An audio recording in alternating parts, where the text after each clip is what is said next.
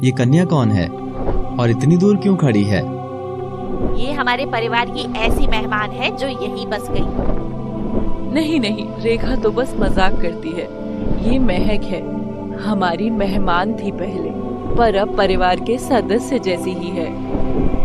विभा महक को देखकर बोलती है, बेटा महक, यहाँ आओ और श्रीकांत को नमस्ते करो। महक भी हिचकिचाते आ जाती है और घूर कर देखते हुए श्रीकांत को बोलती है, नमस्ते भैया।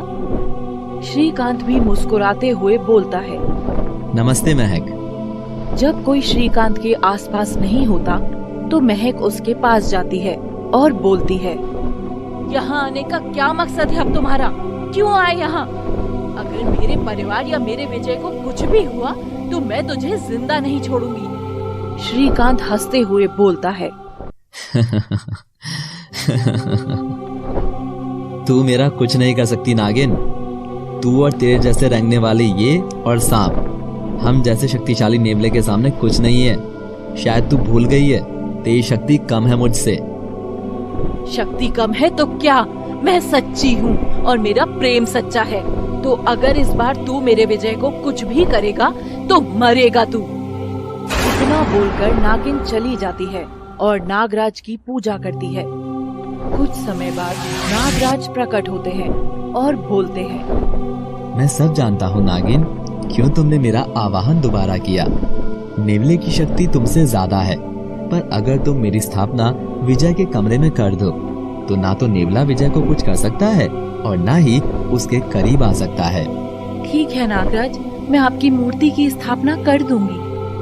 अगले दिन महक नागराज की मूर्ति की स्थापना के लिए विभा को बोलती है, आंटी जी, आज तक नागदेव ने विजय की रक्षा की है। मैंने सुना था अगर नागराज की मूर्ति की स्थापना किसी के कमरे में हो जाए तो उस इंसान का कोई कुछ नहीं कर सकता। ठीक है बेटा, वैसे मैं ये सब नहीं मानती, परंतु अपने बेटे की रक्षा के लिए मैं कुछ भी करूंगी। उसी रात रेखा सो रही होती है। अचानक उसकी आंखें खुल जाती हैं, तो वो देखती है कि उसके कमरे की दीवार पर बहुत सारे सांप चल रहे थे। रेखा ये सब देखकर बहुत डर जाती है और भागकर श्रीकांत के कमरे में जाती है और डरते डरते बोलती है, उठिए गुरुदेव और मेरी रक्षा कीजिए। श्रीकांत की आंखें खुल जाती हैं। वो उठकर बोलता है, क्या हुआ तुम्हें? इतनी रात में मुझे नींद से उठाने का उद्देश्य? मेरे कमरे में बहुत सारे सांप हैं। गुरुदेव, आप सही बोल रहे थे, इस घर में सच में किसी नागिन का साया है। ये सब तुम्हारे साथ उस नागिन ने ही किया है। अगर तुम चाहती हो वो नागिन की शक्ति कम हो जाए और वो तुम्हारे परिवार को कुछ ना करे, तो कल विभा जो विजय के कमरे में पूजा करेगी उसको कैसे भी करके रोकना होगा तुमको। ठीक है गुरुदेव। अगले दिन रेखा पहले विभा से बात करने की कोशिश करती है।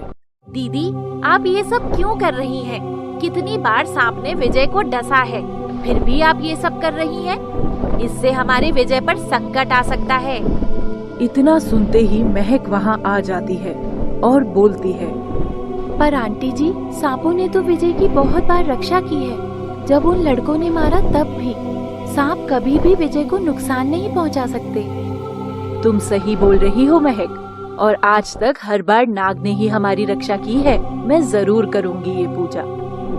कुछ देर बाद रेखा के बहुत मना करने के बावजूद विभा विजय के कमरे में मूर्ति की स्थापना कर देती है, जिसको देखकर रेखा गुस्से में श्रीकांत के पास जाती है।